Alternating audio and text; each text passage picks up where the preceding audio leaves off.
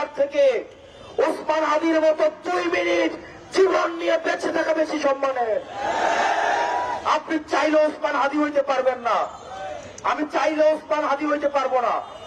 উনি বাংলাদেশকে ইনসাফের পথে নিয়ে যাইতে চাইছে।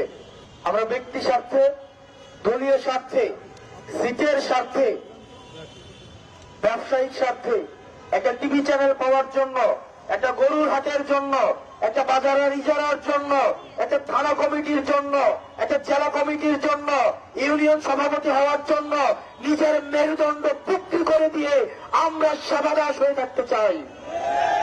রাজনৈতিক দলগুলো দলীয় হয়ে গিয়েছে।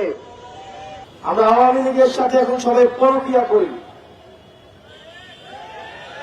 বিশ্ববিদ্যালয়গুলোতে এসে আওয়ামী লীগ এখন মিছিল করে, মিটিং করে। গত 17 বছর আওয়ামী লীগ সেবা নিয়েছে আওয়ামী লীগ নামে, এখন সে হয়েছে আওয়ামী লীগের শিক্ষক, তকসুর বুদ্ধিজীবী, সাংস্কৃতিক কর্মী, নাট্যকর্মী।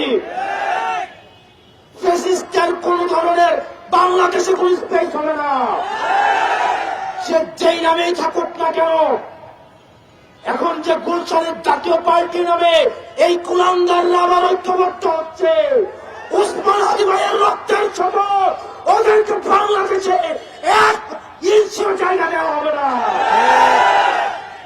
আমার ভাই ওসমান হাদির রক্তের শপথ, এই বাংলাদেশে দিল্লির এক্সটেনশন,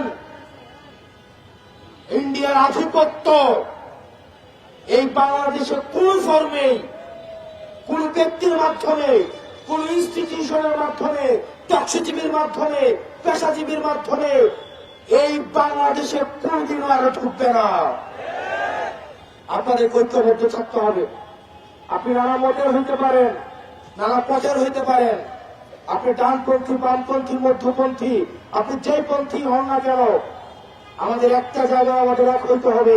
আমরা এখানে যারা আছি আমরা হচ্ছে বাংলাদেশ পন্থী। আল্লাহ দোহাই লাগে আপনাদের কাছে, আপনারা যারা রাজনৈতিক দলগুলো আছেন, আপনাদের ছোট ছোট ব্যক্তি স্বার্থের উঠে উঠে এই ছোট ছোট বিষয়ে বাহাস না করে এর প্রজন্মের দিকে তাকায়া, ওসমান হাদির প্রজন্মের দিকে তাকায়া আপনারা ব্যক্তি স্বার্থের ঊর্ধ্বে উঠে, দলীয় স্বার্থের ঊর্ধ্বে উঠে আমরা তো আপনারা বাংলাদেশটাকে ধারণ করেন।